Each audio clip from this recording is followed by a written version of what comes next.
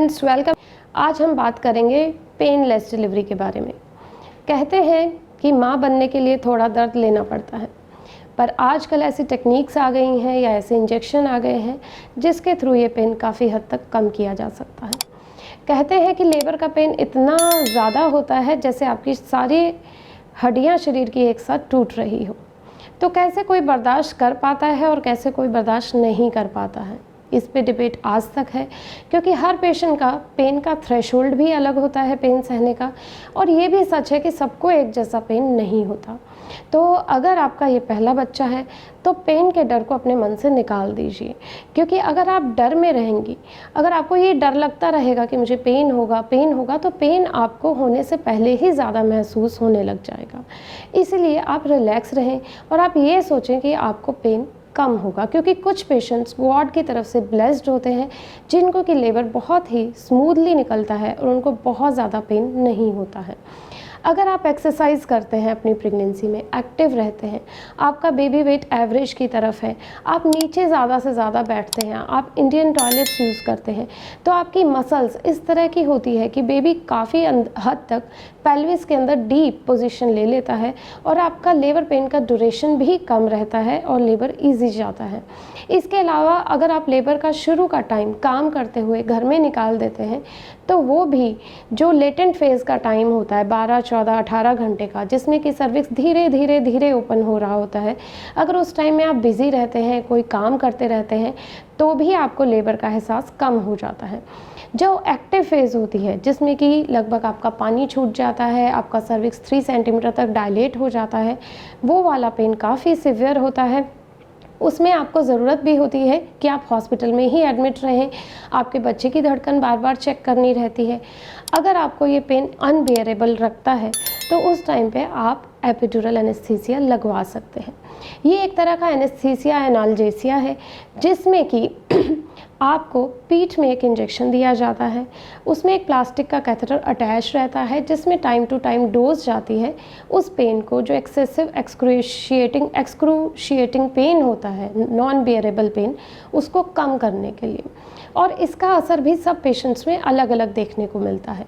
कुछ पेशेंट्स ऐसे भी देखे हैं मैंने जो कि एपिड्यूरल के बाद सो जाते हैं क्योंकि वो इतना एग्जॉस्ट हो चुके होते हैं लेबर पेन्स लेके।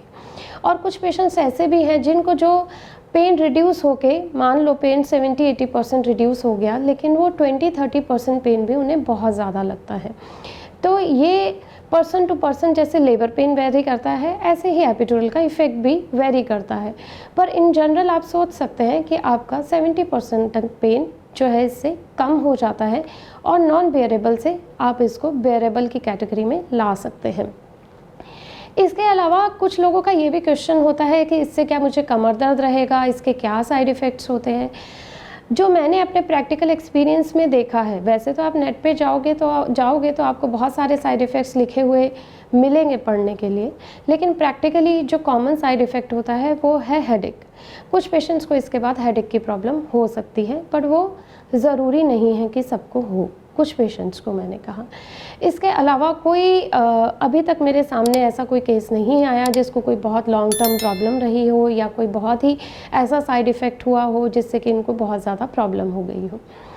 और इसके अलावा कुछ जगह ये भी कहा गया है कि इससे लेबर डिले हो सकता है। लेबर डिले का प्रैक्टिकली जो मसल रिलैक्सेशन का इफ़ेक्ट होता है वो लेबर डिले के इफ़ेक्ट को कंपनसेट कर देता है, तो प्रैक्टिकली ये भी हमें ज़्यादा देखने को नहीं मिला है।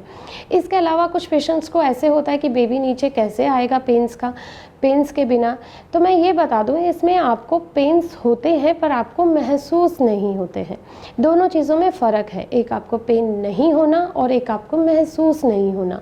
ये जो इंजेक्शन होता है, जो ये मेडिसिन अंदर जाती है, वो आपको सुन नहीं करती है, बल्कि आपका जो एहसास होता है पेन का उसको रोकती है। आपके यूट्रस में वैसे ही कॉन्ट्रैक्शन आएंगे, बेबी वैसे ही नीचे डिसेंड करेगा, बस आपको जो पेन महसूस हो रहा था वो या तो नहीं महसूस महसूस होगा या आपको कम महसूस होगा। और ऐसा भी नहीं है कि ये सिर्फ लेबर के लिए बना है, किसी भी मेजर सर्जरी में भी इसका यूज़ किया जा सकता है, जैसे ऑर्थो वगैरह की सर्जरी में, बड़ी सर्जरीज़ में, जिनमें कि हमें रहता है कि सर्जरी ज़्यादा लंबी चलेगी, पोस्ट ऑपरेटिव पेन ज़्यादा होगा, उसमें भी ये इंजेक्शन यूज़ किया जाता है ताकि पेशेंट को सर्जरी के बाद पेन कम हो। तो इस जो इंजेक्शन है जिसको कि एपिड्यूरल एनेस्थीसिया कहते हैं, इसका नॉर्मल और सिजेरियन से कोई कनेक्शन नहीं है। ऐसा नहीं है कि इसको लगाने के बाद 100% नॉर्मल डिलीवरी ही होगी, क्योंकि ये कुछ लोगों को बहुत बड़ा मिथ रहता है कि अगर हमने इंजेक्शन लगा लिया तो 100% हमारी नॉर्मल डिलीवरी होगी।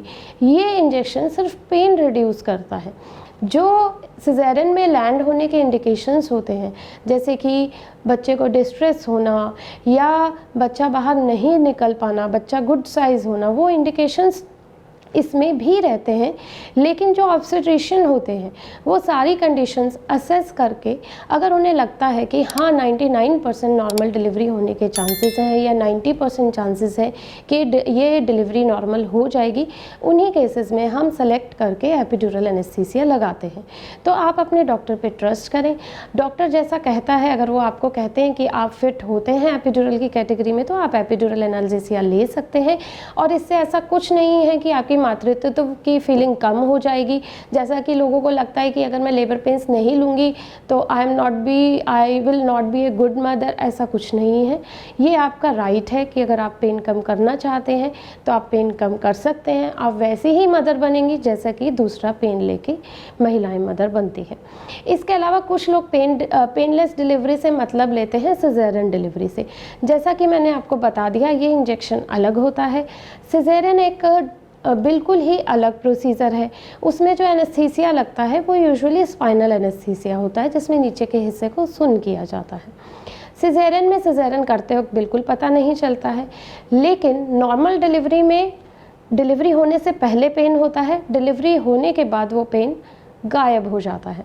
सिजेरियन में डिलीवरी का आपको पता नहीं चलेगा, लेकिन 24 to 48 आवर्स आपको स्टिचेस में पेन महसूस होता है। ऑल्दो वो पेन के इंजेक्शन देके काफ़ी हद तक पेन कम कर दिया जाता है। जैसा कि मैंने शुरू में कहा था कि थोड़ा बहुत पेन तो माँ बनने के लिए लेना पड़ता है। ये सारी चीज़ें 100% नहीं होती, चाहे एपिड्यूरल है, चाहे सिजेरियन डिलीवरी है, चाहे नॉर्मल डिलीवरी है, कहीं ना कहीं थोड़ा बहुत पेन तो आपको लेना रहेगा।